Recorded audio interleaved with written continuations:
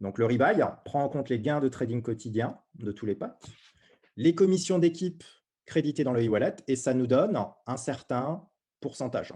On a donc une formule pour le calculer. Maintenant, ce qui nous intéresse de voir, nous, c'est de continuer de modéliser cette partie crypto. On voit que le plafond du compte, c'est 3 fois le total de toutes les licences, que les licences soient terminées ou non. Donc 300%. C'est ce qu'on appelle le plafond du compte. Ici, là, quand je vais dans la page principale sur le tableau de bord, on a le paquet total, donc la valeur totale des licences terminées ou non. Le plafond est 3 fois égal au total des packages. Donc ici, par exemple, 0,021 de licence, le plafond, c'est 3 fois 0,021, c'est-à-dire 0,063. Voilà, donc le plafond du compte égale 3 fois le total des packs. Et à l'intérieur, en fait, de ce plafond, de ce volume, c'est-à-dire 3 fois le total des packs, on vient caler tous nos gains de trading et toutes les commissions créditées dans le e-wallet, et on va obtenir un certain pourcentage. Donc, ces gains de trading et ces commissions créditées dans le e-wallet représenteront une certaine proportion par rapport au volume total que peut contenir le compte.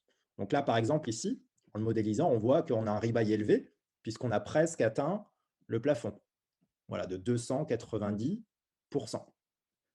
Si on arrive au sommet à 300%, qu'est-ce qui se passe? Là, ici, le rebuy est à 300. On ne peut plus recevoir de commission d'équipe, on ne peut plus recevoir de gains de trading. Donc, du coup, on va racheter un pack. Donc, rachat de pack. Rebuy, c'est la définition même du mot rebuy en anglais, la traduction, ça veut dire rachat. Et donc, du coup, pour le montant du ou des packs qu'on a racheté, on va augmenter le plafond du compte de 3 fois ce montant. Et ce montant ici, enfin ce plafond du compte augmenté, permet de créer de l'espace supplémentaire pour continuer de toucher des gains de trading et des commissions d'équipe. Donc, on peut continuer de toucher les commissions d'équipe. Et en fait, ici, le rebuy, il est passé de 290 peut-être à 250 dans la représentation qu'on avait ici. Là, on est peut-être à 250% et on peut continuer de racheter des packs pour faire monter le volume, le plafond du compte. Et du coup, la proportion de ce qu'on avait comme gain de trading et comme commission d'équipe par rapport à tout ce que peut contenir le compte devient plus petite. Donc, le rebuy descend. Voilà. Et donc, on a cette formule ici, gain de trading plus commission créditée dans le e-wallet, au maximum 3 fois supérieur au montant des packs. C'est vraiment pour traduire littéralement cette formule, enfin cette roue qu'on voit dans la présentation. Maintenant, on va regarder dans le détail comment est-ce que les containers liés à chaque licence se remplissent. Ce qui va se passer, c'est que ces packages, donc à chaque fois qu'on les achète, créent un espace 3 fois plus grand pour accueillir des gains de trading et des commissions d'équipe. Donc là, par exemple, j'achète une licence.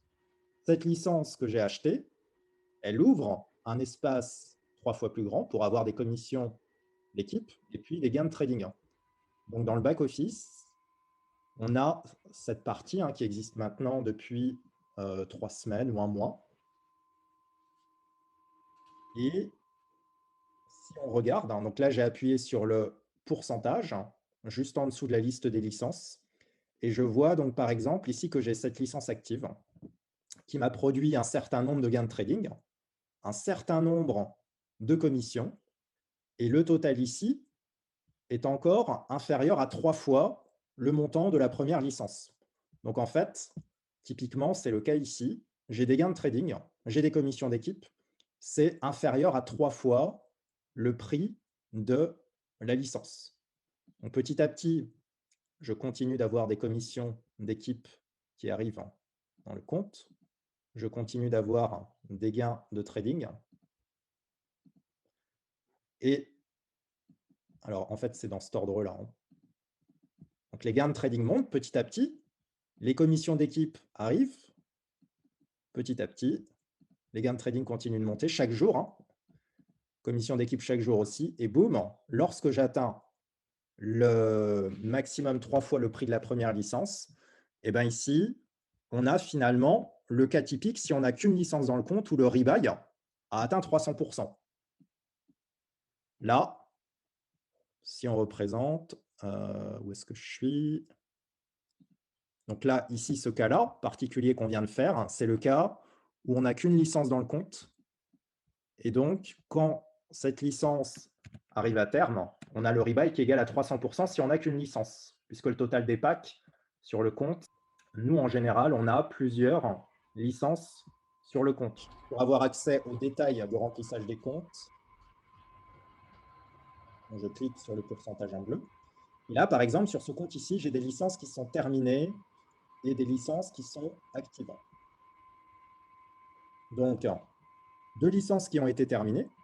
Donc, avant que les licences se terminent, qu'est-ce qu'on fait? En fait, on rachète des licences pour pouvoir continuer de toucher les commissions d'équipe et puis produire des gains de trading. Mais surtout pouvoir continuer de toucher des commissions d'équipe.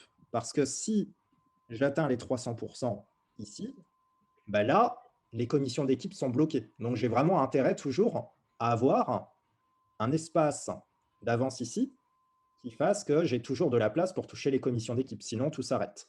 Donc, j'anticipe et je m'achète une ou plusieurs licences en avance. Donc, une deuxième, une troisième, une quatrième, comme je veux. Sur la deuxième licence, alors, si j'en ai une troisième, voilà, ça donne ça. Donc, chaque licence produit des gains de trading. Et les commissions d'équipe, en fait, tant qu'on a encore de l'espace dans la première licence active suivante, alors à ce moment-là, on remplit le container de cette première licence active. Ici, donc là, j'ai 2 licences qui sont terminées. Si je prends la première licence active,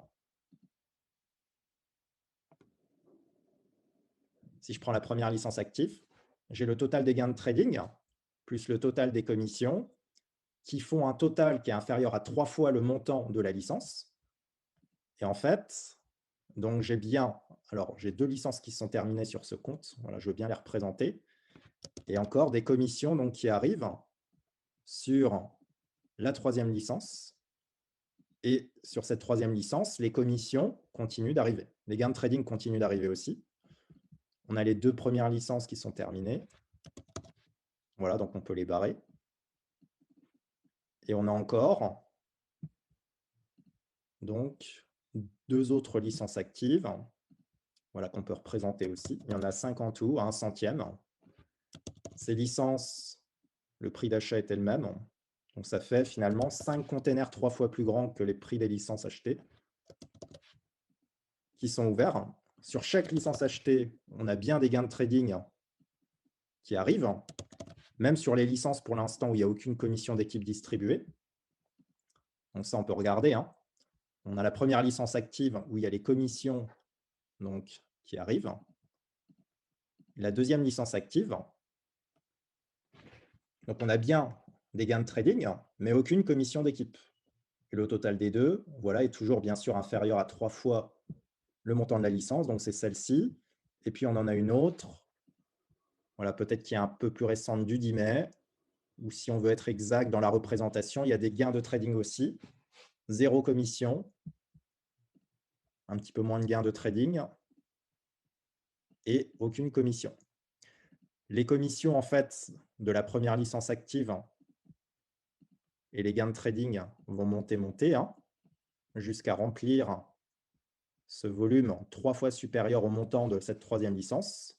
Cette troisième licence va se terminer et les commissions d'équipe vont venir petit à petit remplir le volume pour cette quatrième licence, etc.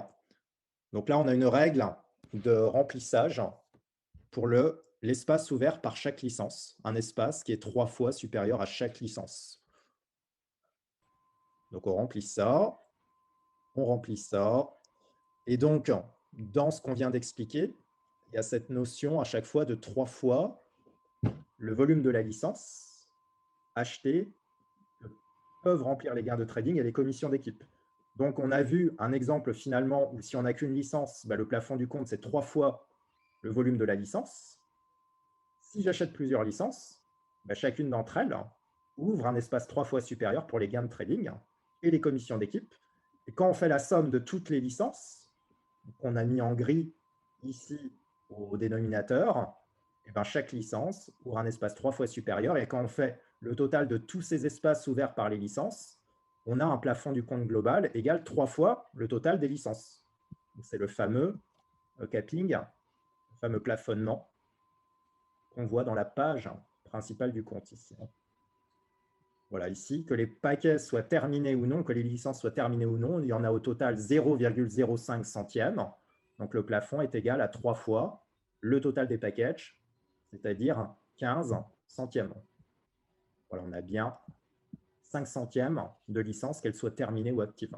Valeur totale des packages du compte. Finalement, tous les gains de trading qu'on a accumulés avec chacune des licences et toutes les commissions d'équipe, finalement, s'ajoutent les unes aux autres pour remplir globalement ce fameux container global qui est 3 fois supérieur au montant total des packages. Voilà, donc si on veut être plus exact dans la représentation, là, le faire vraiment en visuel et respecter les proportions, on est à peu près comme ça.